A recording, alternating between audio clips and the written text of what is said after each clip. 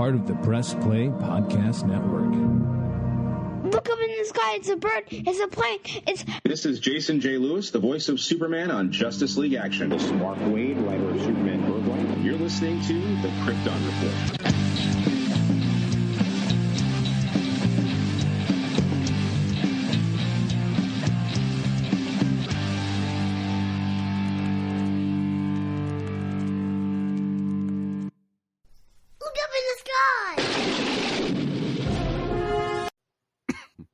Welcome to the next installment of Flash Weeks. I am your host, Tyler, the Superman of Blue, and I guess this episode of Flash Weeks is pretty dope because I actually have with me my usual co-host, Mr. James, Man of Steel, the Superman of Red, which very fitting. Cole, what's up, buddy? What's up? How's it going, Tyler? I'm good. Now, normally on Flash Week episodes, I would ask our co-host how excited they are for the Flash. But since you and I talk about it like every episode and we talk general, I'm not going to ask you because that would be ridiculous because we talk about it regularly. But hey, we talk regularly on the podcast and off. Yeah, exactly. So on this week's episode, we are looking at Flashpoint, and we're looking at the book, just kind of the story in general, the book and the film version, and I'll throw in a little bit tidbits because of season 3 of the Flash TV series kind of use Flashpoint a little. Excuse me, my throat's really dry and Janina's getting me some tea. Twisted tea? Yeah. We did more of a hard discussion on this film back about 2 years ago? 3? Was it in 2020? When we did the whole connective universe, when it ended with Apocalypse War, I think it was in 2020. Dang, is that how long ago Apocalypse War came out? It has been a couple of years now. I'm pretty sure it's 2020. Yeah, sounds about right. So because we started with this film and reviewed from this film to Apocalypse War, and then later we kind of threw in and talked about Constantine, House of Mysteries, because it kind of capped it all together. So we don't have to go into huge depth about the film in itself because we've already done that, but we're just kind of talking about this story because it is such a pivotal Flash story, and we can tell that the film in itself, the Flash, the movie, is taking from this. You know, at one point, the Ezra Miller Flash-led film, people called it Flashpoint, and they never said that. They just said the Flash movie. But fans just started calling it Flashpoint. And I'm happy that it's not... Excuse me. Excuse Tom. That's a Blink-182 reference for anybody that listens to the live Blink-182 CD. I'm glad that the Flash film is not a literal interpretation of the Flashpoint story, but the base idea is there. Because I really would not want to see Flashpoint as a film. It's almost like just watching the nightmare stuff from what we had gotten in previous films. Yeah, I mean, if we got a proper Flashpoint, if things had kind of gone the right way and we got a proper Flashpoint, I definitely would have liked to see more of an adaptation because that would be spectacular to watch them all kind of round out and kill each other and all that type of stuff. And then if they wanted to reboot after that, they could have. That would have been kind of an epic conclusion for the cast and characters that we, most of us have come to love. It would have been something. But I mean, this story is dark.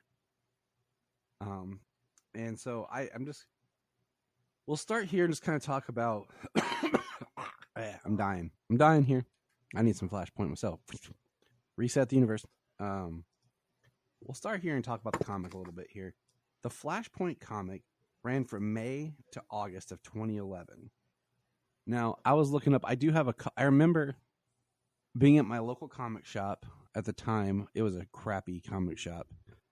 And the guy's like, yeah, this Flashpoint story's coming, and it's going to reset everything for DC. And I'm like, what? He's like, yeah, man, they're going to take it all back to 1. And I'm like, oh, okay. He's like, do you want the book? And I was like, okay. And I think I got the first 2 issues. And then we ended up moving, and the comic shop didn't have it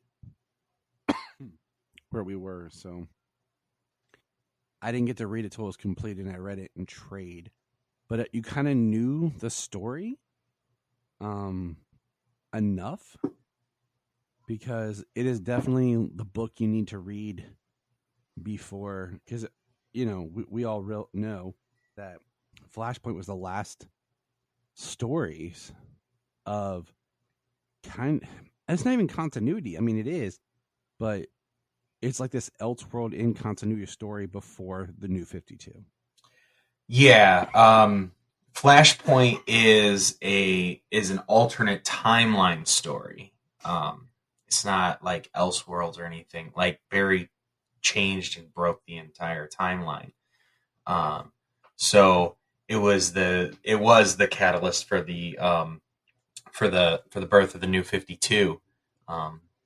And honestly, so I've talked about it before. My history with Flashpoint is that before Flashpoint, I really only grabbed, comics. I didn't follow the stories down the line. I grabbed some trades. You know what I mean? It was random stuff from everywhere. And then when Flashpoint came around, I didn't read Flashpoint itself when it had come out. But once it was done and the New 52 started, I read Flashpoint, and I kind of jumped in on the New 52. Is kind of where I started keeping up with like more of the continuity and everything. Yep, same. So like I've read them. I've read stories forever, but I usually caught up in trade or here and there, because it wasn't even catching up. It was just like some stories I'd heard of, things like that, Well, one thing that helps random issues was my local library started getting individual comics for the different titles every month, and you could check out the individual issues. So that's helped with the New 52s. They started right then, so I could read every title, and then of course got the trades. And the New 52 was written for the trade style, and that was one thing I actually really liked about it. They wrote it in volumes and everything. So, you should really read Flashpoint before kicking off, because the final pages in Flashpoint is the New 52 art style when Barry comes back. Mm-hmm. So, yep, the Jim Lee characters that kind of kicked off the New 52. And what's interesting is I only read a little bit of. You have the 5-issue storyline that's just Barry Allen. And then you go into, you have 1-issue, one-offs and stuff like that. And then I think Thomas Wayne's was a couple issues.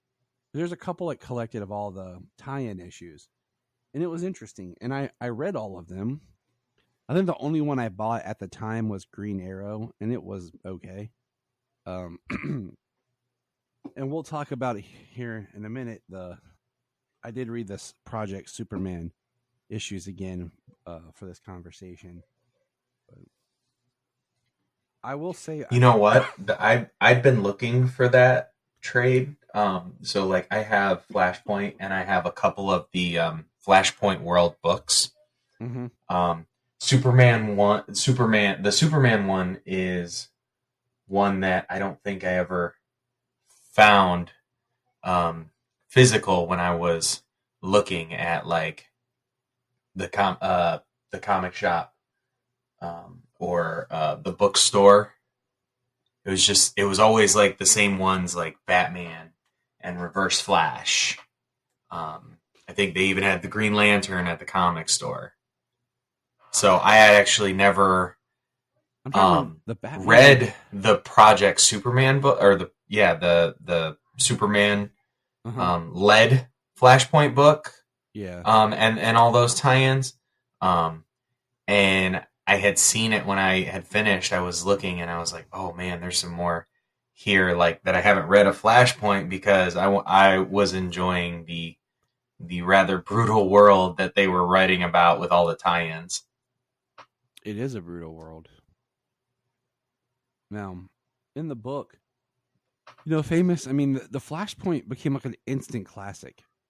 And I say, that the Flashpoint book works really well as a secondary, like, to Jeff Johns' Rebirth.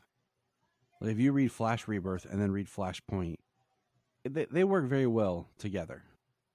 I mean, there's some other stories that were in there between, but there's some build up with Thawne in a one issue that kind of where it shows that Thawne rewrites his own history. That helps, but there's stuff in.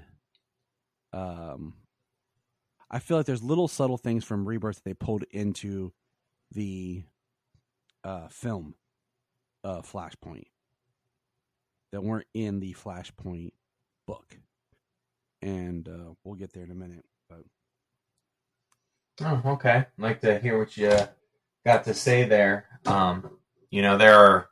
There are different things that I like that they did in the movie versus the book, and things I like the way it turned out in the book. I like the way the story developed there, but with the things they changed for the movie to give you the big third act battle, that's there's some changes there that I think worked well for the movie. So the base story of Flashpoint is Barry Allen wakes up, and he wakes up at his desk, and he goes to run out because he hears something, and he runs into his mom. And this world has no Flash, and as the story progresses, Barry sees that the world is not the same as he remembers, and something both the film and the book, but the book does at least one thing better, is Barry's whole thing about his mom being alive, but he doesn't spend any time with his mom. In the book, there's one scene where he's running back in time. He stops and sees his mom before he continues to go backwards. Now, that was nice. In the film, that's not present. But I always thought that was interesting that the whole premise was he had to go back and save his mom, but yet he didn't spend any time in the story with his mom. But in doing so, and Thawne explains it as by traveling backwards in time, because he says he's never been to the past before. It's always to the future and back. It caused ripples through time that just caused things to change. And subtle things like echoes, and the idea is it didn't just change, when Barry saved his mom, like so much other things changed, even things that happened beforehand. One being, of course, the Kent Superman crash landing in Metropolis and not, the landing with the Kents. And then the big one being that it's Bruce Wayne that's killed that night in the alley, and Thomas Wayne becomes this very Punisher-esque Batman, and his mom, Martha, snaps and becomes the Joker. And that's some deep stuff. So the story as Barry goes through, he realizes Thomas Wayne is Batman, and he tries to get his speed back, and he thinks it's Thawne. The whole thing, he thinks Thawne did something. Thawne created this world. He can't go back in time because of Thawne, and come to find out, Barry did it. Barry's responsible for this because he wanted to save his mom. And it's very interesting.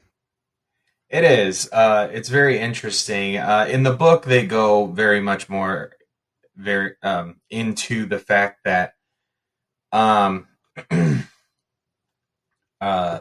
is able to go back and change things without damaging the timeline. Mm-hmm. Whereas Barry tried to do something good, something nice, and he ultimately like fractured the timeline. Yep. Yeah, it's a very, very well done piece of irony, It is very ironic in the scene where Thawne is like punching him, they're fighting, and he's like, you didn't go back to stop Hitler. You didn't go back to stop this. You just went back to save your mom, and look what happened. Yeah.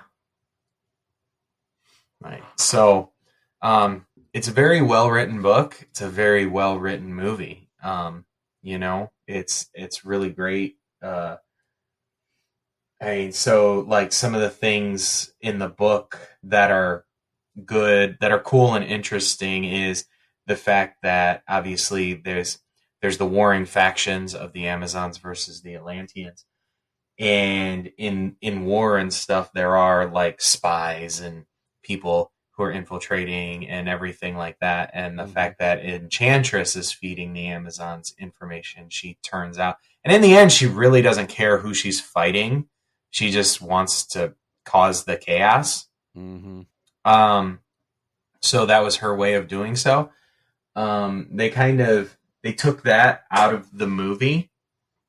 Element and Girl. The Element Girl thing, and it actually allowed for Superman to come back, and rescue Cyborg, his hero and his friend, the person who rescued him, and it was, I feel, is a little more impactful than Superman just kind of disappearing.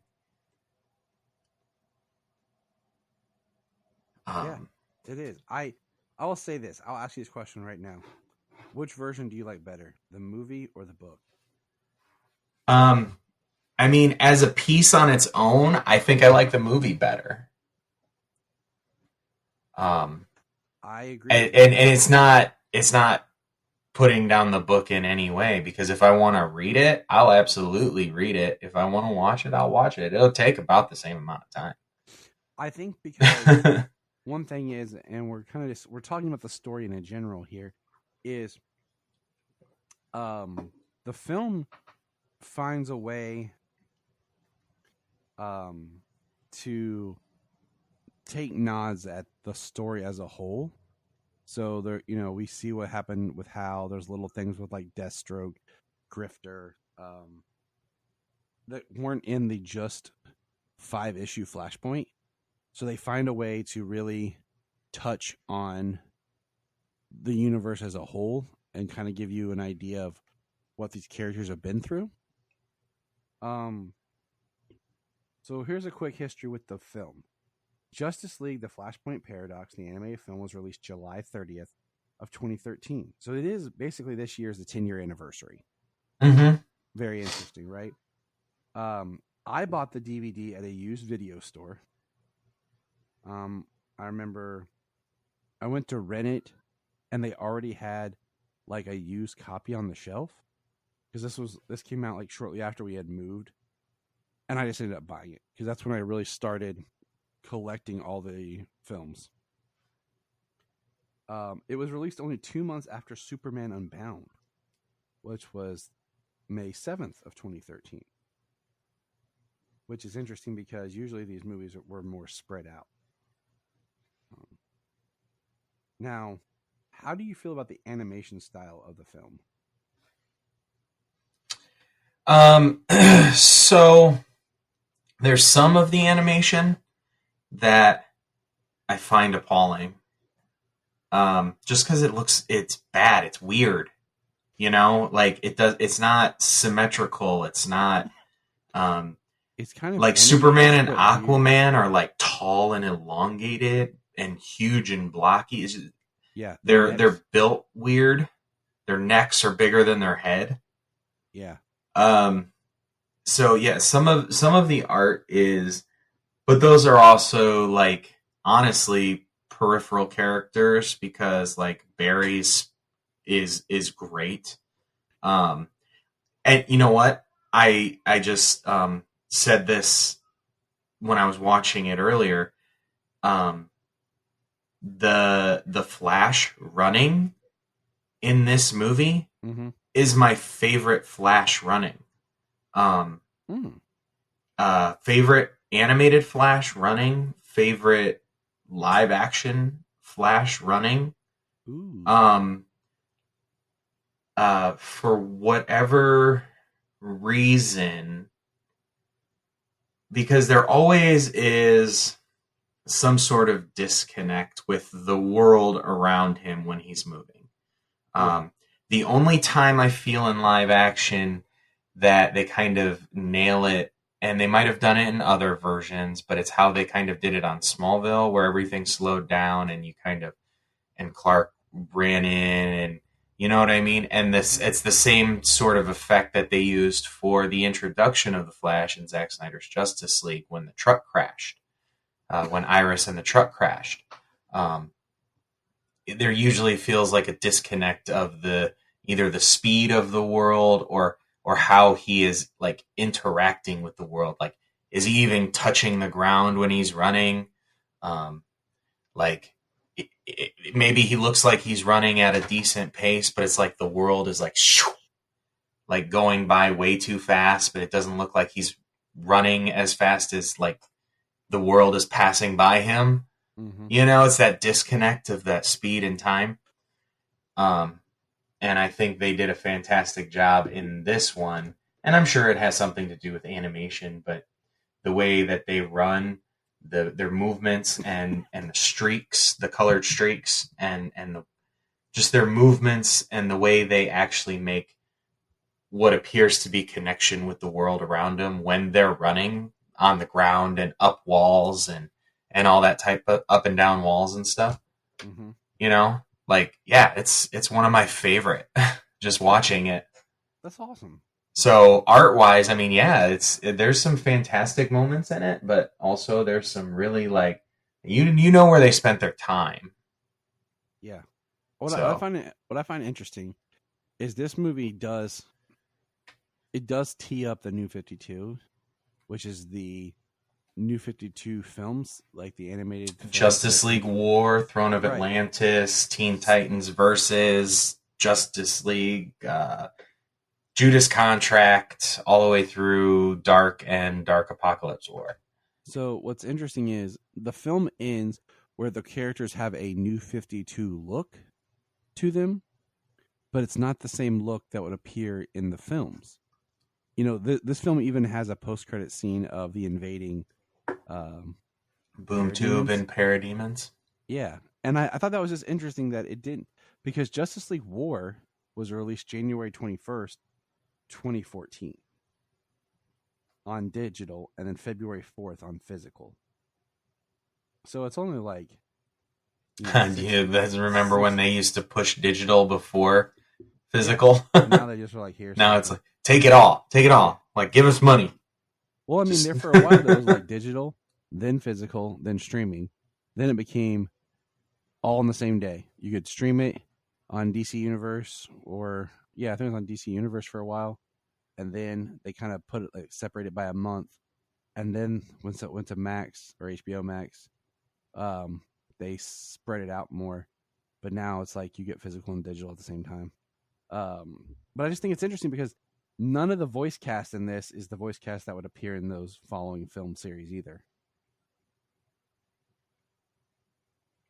No, the people who actually appear in this is well, you know what? I take that back, because Nathan Fillion does come back as Green Lantern. I was about to say that too.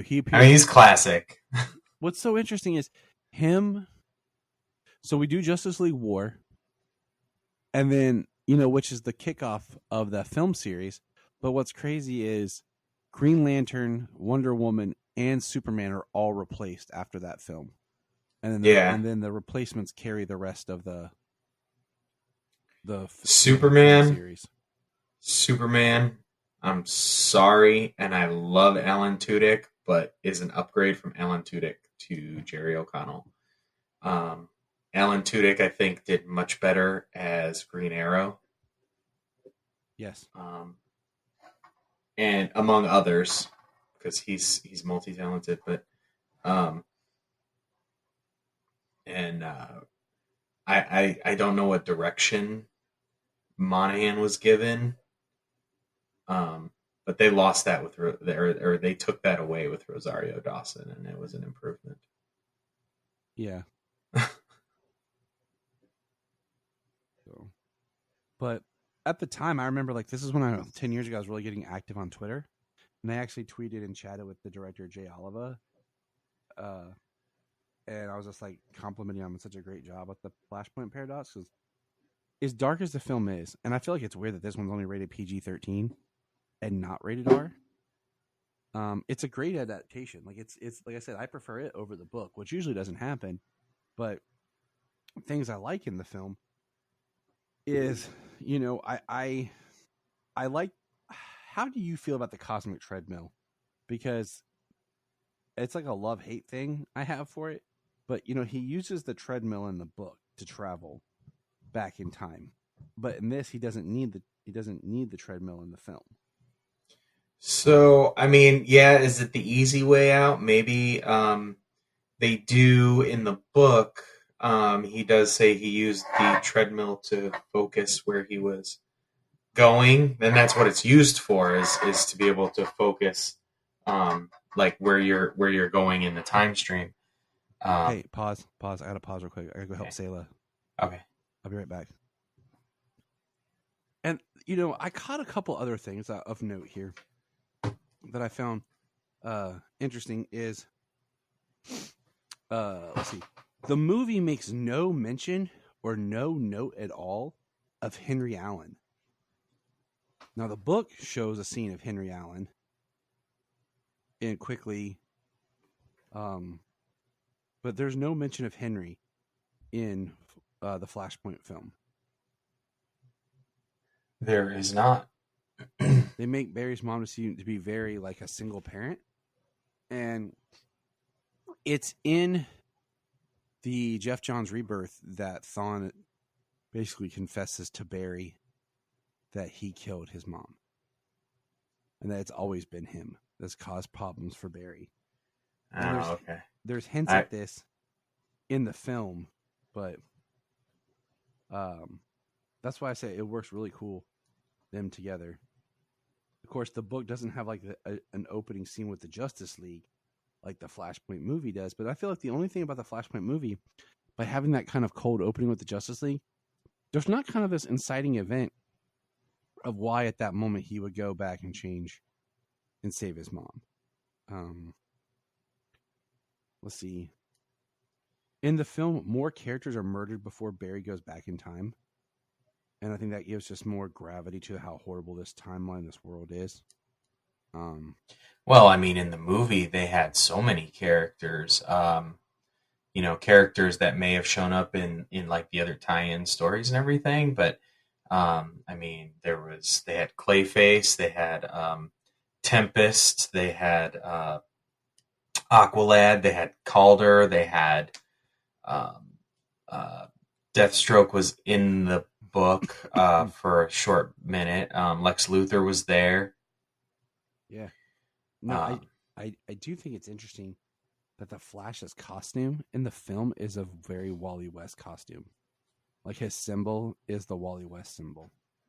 Brian and I had a whole discussion that you'll hear on the next episode of Flash Week about the differences between what is Barry's costume and what is Wally's, and how a lot of times when they change mediums, they rip off and amalgamize. Right. Now, one thing that I like, okay, so in the film, something about, when we started back up might be jarring when I was talking and you're just like, boom. Anyways, I'm sorry. I was just thinking about it. Yep. Long pause. I watched this with It's okay. I didn't even remember what I was talking about. I tried to hold it, but it slipped away. You're like, and his name was okay. Tyler, where'd you go? I watched this film with Solomon and Selah, and I forgot how dark it was at times. Like, dang.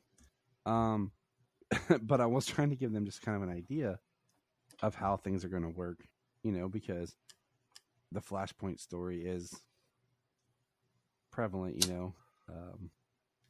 but what I was going to say is, in the film, Batman shoots Thawne in the head with a gun. And I'm pretty sure it's the same gun that killed Bruce Wayne. Yeah. It's something I loved in the movie, because in the book, he stabs him through with a sword. Yeah. And that's where I feel like the movie improves upon the story. Yeah. In the movie, he actually breaks the jar, that display case with the gun inside of it, which is the gun that killed Bruce. I don't feel like it could be any other gun. It's kind of, I mean, Batman has it on display like that in other stories. The gun that killed his parents. Yep. So, I mean, that's obviously what it is. And yeah, he breaks that case open and takes the gun with him. And yeah, I have no doubt that's the gun he used to put that bullet through Thawne's head. That's what I thought too. He disappears on Barry, and then the next time you see him is through that bullet wound, straight through Thawne's forehead. Which is great, because that same thing pulls into another film, which helps tie this into that new continuity of DC films. Now, the one thing is, we'll talk about the final scene, is when Barry, in both the film, I think in the film it works great because it's Kevin Conroy voicing Batman. But it's the scene where Barry arrives and presents Bruce with a letter written by his father. And Bruce immediately notices his father's handwriting. And I'm glad that we don't know what it says. I think it makes it much more powerful. And then Bruce sheds a tear and just looks at Barry and is like, "You are one hell of a messenger." Yeah, it's a strong emotional scene. It is, and delivered beautifully by Kevin Conroy. Not one that can be replicated in the Flash upcoming film, because we're dealing with two versions of Bruce, not Thomas. But yes, one thing about the film is, we have kind of mentioned and hypothesized, is the Supergirl storyline is going to be similar to the Project Superman of the Flashpoint universe. Now, basically, the Project Superman is, he crash lands. The Kents don't find him. He's not really raised by anybody. He's basically locked away from the sun in a government facility deep underground under red solar radiation. So he never really gets to develop his powers, his sense of anything. Yeah, he's very scrawny, very little contact with humans, and if he did have much contact, it was not good. He's like malnourished, probably to do with the. Well, I mean, I would assume because Kryptonians lived under a red sun and they were, fine. I imagine it had to do with cruelty, because he was an alien. Cruelty, and I mean, the reason he was so emaciated. He's also under red sun filters. It's not natural red sun in the environment. So he's on Earth's environment with red sun filters. Mm. You know what I'm saying? So it's even more like unnatural. Right.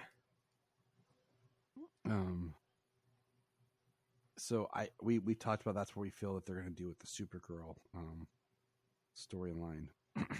Yeah, and from more recent looks at that, I mean, you've gotten more glimpses of an emaciated Kara. Yep. Her really bony hands, and you can see her ribs and spine and stuff. Yeah. It's Kara. She says Kara, dude. Kara. Because that's now the thing. It's not Kara anymore. Kara is from Smallville. Kara is now Supergirl. Kind of like Lara. Yeah. Or Lana. Hey, Lana. Lana Lang, people. That was a weird pronunciation, Lana. I guess it works. I thought about It does. But It does. However you would say it. Is it the short A or the long A? And I just feel like it comes down to like once you hear it said out loud certain ways, that's how you take it. And then when someone changes it, like how hard it was when we were watching Supergirl and it was Kara after always hearing it as Kara. And sometimes it just comes out of my mouth either way. Like, yep, it's not specific. You just, yeah, I agree totally. I was not a fan of the Project Superman comic books because I felt they tried to give him kind of this story and this person he fought against, and it was written by Scott Snyder, which is kind of crazy because I usually love everything Snyder writes. But I just did not really. I think it could have been just a one shot and kind of told more from General Lane's perspective of just when it landed, how they treated this creature, and we really got to see the cruelty that was done to him compared to trying to give him a 3-issue arc and everything. So, well, for anybody who hasn't read it and all those tie-ins, it's been 10 years. The Flashpoint book. Well, I mean, I'm giving a heads up, not a spoiler warning. A heads up for those tie-ins. They're pretty brutal. I'm pretty sure I recall a story where Ray Palmer is small and somebody bites his head off. It's like The Boys, man. It kind of is, yeah. And it's but I mean, so that's kind of Flashpoint in a nutshell. It's a very Barry Allen driven story with everyone else being a part of it. And it's just, it's probably the biggest Flash story in a long time. That's, very Flash centric. Yeah, I mean, and we all know that Jeff John loves the Flash, but I feel like he hasn't written as much Flash as you would think he would have written. Mm-hmm. Well, he did. I mean, he did write kind of a seminal run bringing Barry back. Yeah, but I'm gonna say just the Rebirth book. Yeah, and it brought Barry back, and I reread that too. It's a heavy, dense book. Sometimes comics just make things more complicated. They give us this good story, but it's just so overly complicated. They're like, haha, it's comics. Yeah. We're allowed to drag it out for 50 issues. And make things so super sciencey you don't even know what's way is up. Yeah. But I do want to point out that the Flashpoint idea was used in the television series. Flashpoint was used to kick off the 3rd season. It is a weaker version, but basically the same premise. Kind of. The thing was, Barry, at the end of season 2, Barry's father got out of prison and was shortly murdered by Zoom. So Barry had just lost his father, was just grieving having lost everything. And he's talking to Iris, and Iris basically tells him to go, they're together, to go and do what you need to do. And at the end of season 2, he starts running and runs back in time and stops Thawne. Season 3 picks up with the first episode being Flashpoint. And in Flashpoint, he's not the Flash. He's with his parents. He's still living at home. And they're starting to give him this kind of, hey, are you ever going to move out, son? And he's trying to talk to Iris because him and Iris aren't together. He's got Thawne locked up. But the thing is, Wally's the Flash, but for some reason going by Kid Flash. And Barry starts losing his memories previously, and he starts losing his speed. And then decides, because Wally gets hurt and is dying or whatever, he's going to go back and undo it. And he has to take him and Thawne run back together because he has to take him back so that he can actually do what he came to do, was kill his mom. And it's very interesting. And the main crutch of the Flashpoint story, because then throughout the rest of the series they reference this as Flashpoint in the world, an alternate timeline, and I think they really should have let this storyline be like 3 issues or 3 episodes long, or maybe 4. Like really give like a chunk of time to it, where we start to see other things in the world, like maybe get some guest stars and make it kind of like a mini crossover, like later that they would do like with Armageddon and stuff, to really experience the world of Flashpoint. To even say Flashpoint, it'd be like doing 1 episode and calling it Crisis on Infinite Earths, and they only go to like 2 Earths. You know? Yeah. But the heart of the story is saving Nora Allen. That's what it's about. And so no matter what kind of version you're looking at, the film, the book, the TV show, or what will be in the film, that's a word, right? Yeah. The live action film movie is saving Nora Allen. But yeah, I mean, I agree with the television storyline. It was very truncated, very short. They did kind of do a new angle where he had to go back and allow Thawne to do what he had to do. So that is something unique to itself. Instead of like stopping himself or stopping Thawne or stopping whoever it was. But yeah, it was. I do think it should have been a little more widespread. They only referenced Flashpoint like a handful of times with even less characters. Yeah, because the only reason they keep referencing it is because it's what Savitar uses as his base for. Well, it was the only real. I'm trying to think. The only real affected characters was Cisco and Diggle. Yeah, Cisco, Diggle, maybe Caitlin. Maybe Caitlin, I was thinking. Joe and Iris a little, because they're not talking, they're not together. Barry and Iris aren't together. But I mean, yeah, it still fractures like the relationships that were made, that were undone, but the characters who were affected, like their worlds that were changed, was like 2 or 3 characters. But then you have the fallout of other people who end up getting powers because Savitar and Dr. Alchemy come after them because of the Flashpoint. But that's a whole season 3 thing. You get down that wormhole. But the whole point is Barry had to allow his mom to die because that night of her death became something that could not be changed. And like we said, Barry going to the past is an issue. And I'm very interested to see some of the things that how it's going to play out in the movie. Like, well, the Speed Force is a pretty essential part of the DC universe. So, I mean, Flash kind of changing the fact that he wouldn't become the Flash would impact that dramatically. So, I mean, I can see why it would be such like a massive story the way it was, the way it was an Armageddon story and but the thing is, a reboot. You have to think there was a timeline where he was the Flash and his mom was alive.